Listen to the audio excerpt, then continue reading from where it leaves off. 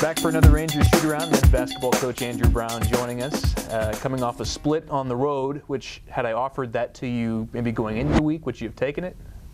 You know, you never want to concede a loss, but anytime you go on the road and you can get a split, I mean, you're going to feel okay.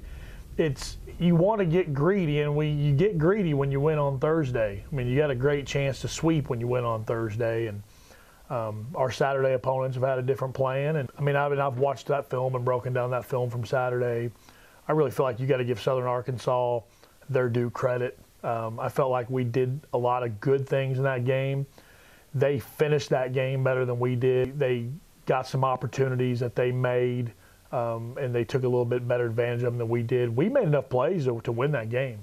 We just couldn't get that stop. And in past games, the stop has come off a breakdown, or it's come off of just us not being in the right spot. And I felt like in this game, our stop just didn't come because we just didn't get a bounce. You know, we were an inch away from getting 2 steals, and just couldn't fall into either one, and they turned them into 5 points.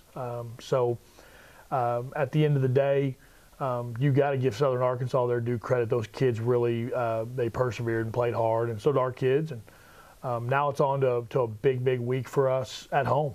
I think it's easy to sit there and second guess and go, man, we could have been 4-0 on these last 2 road trips. Flip side of the coin, you could have been 0-4 because all 4 of these games came down to the last minute. I mean, I felt like we played a little cleaner Saturday. I felt like we played awfully tough Thursday. I thought Monticello was probably a little tougher than us at the start of that game. And so, yeah, I mean, it could have been 2-2 either way. I mean, we could have beat Henderson and lost at Ouachita, and we could have beat Southern Arkansas and lost at Monticello. So at the end of the day, you know, we were sitting 7-5. We'd like to be, after that trip, 8-4 and only 2 games out of first. But like you said, the road can be very unkind. So we're just going to take what's been what we've gotten and try to make a little more of our make a few more breaks for ourselves this next week, and got a big home set this week that'll really figure out how it's all going to shake out the last 3 weeks of the season after this week. Well, you mentioned 7-5, but the good news is, and as tightly a bunched conference as this is, that's good for a tie for second place. Sure. With co-second place Arkansas Tech coming in this week, and then again the league leader Harding. So, you know, you like to challenge yourself. You especially like when that challenge comes at home, where you've been playing awfully well of late. Yeah, and all these teams they're just all bundled together between 7-5 and 6-7, and then you got Southern Arkansas, who I believe is 5-9. I'm not sure what East Central is, maybe 4-10, but you got a lot of teams that are, you know, with us and Southern Nazarene not able to make the conference tournament. It's an 8-team conference tournament with 9 teams battling for it. So what that means is nobody's really ever out of it. What we really want to do is we just want to play well the next time out. We just want to worry about the next time out and play really well. We feel like we match up good with Harding. We feel like we don't match up very good with Harding at the same time. So it's going to take great defensive intensity. It's going to take great focus on the boards, and we're going to have to play well. I mean, you're not going to really shut them down and take them completely out of what they want to do. They can really shoot the ball. They can score it inside with you know, I'm going to call him the second best post player in the league because I'm biased. A lot of people would say he's the best post player in the league, and that's an easy argument to make. Roddenberry's a great post player, great inside kid, and you know, so you got to kind of pick your poison and take, you know, what are you going to take away? What are you going to concede? And at the end of the day, you've got to match them a little bit, and you got to make plays, and you got to hit shots. I mean, probably not going to beat this team 63-60. You know, you're going to have to put up some points, and you're going to have to bring a lot of energy to beat this team. Well, you guys are not a team that anyone wants to get in a shootout with, but I think the same can be said for Harding. Those guys can shoot. Absolutely. I mean, you know, they play at a similar pace that we play. We run different stuff and we play a different way, but both teams are, you know, they're a little bit better perimeter shooting team than we are percentage-wise. And if you just look at the stats, I mean, it's obvious they're the best perimeter shooting team in the league. But we can do some things that'll give them problems too. We played them at their place, and I thought they played awfully well.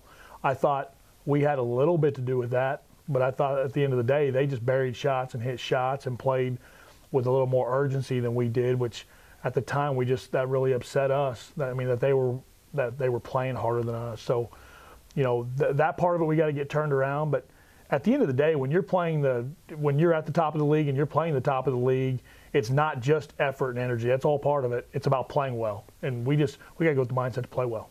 Well, something to keep an eye on. Darryl Glover comes in just 10 points shy of 1,000 for his career, and I don't know, maybe it's getting routine at this point to have 1,000-point scorer ceremonies, but awfully big milestone for him this week. We've got a lot of years without having them, so I certainly appreciate and understand how rare that is. Now, good. What is he, the 23rd in school history 23rd. when he does get it, and 3 of which are on the team now. Yeah, we've been lucky enough that we've had good players come through here the last few years, and and don't forget Brandon Brown, who was a senior their freshman year, was a 1,000-point scorer as well. So, and the last one before that, I believe, was Shane Hansen, and then Tremaine Davis before him. So, we've been lucky enough that we've had some guys for 4 or 5 years, and that have stuck with us, and we've stuck with them. And it's all about winning. None of those matter if you don't win.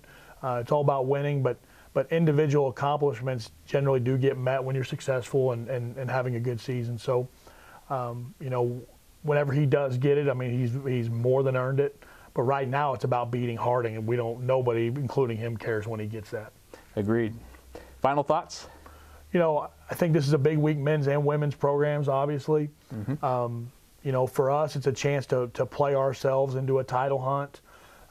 It's a chance to get a game ahead of Arkansas Tech, obviously, and it's a chance for us to really play for something, and for us, we've gone into this one game at a time, and we felt like that approach has been the right approach. No different going into this week, but this could be a very, very fun week for our students and our fans if they'll get involved in Spirit Week and get involved in the 2 top teams in the league coming into our gym this week. A great atmosphere and all those things could really help our cause and put us over the top of 2 great opponents. All right. Once again, Thursday night, it's a whiteout against Harding. First 700 fans get a free T-shirt. Wear white. And then Saturday, Hall of Fame Day, we induct 4 new Rangers into the Athletic Hall of Fame.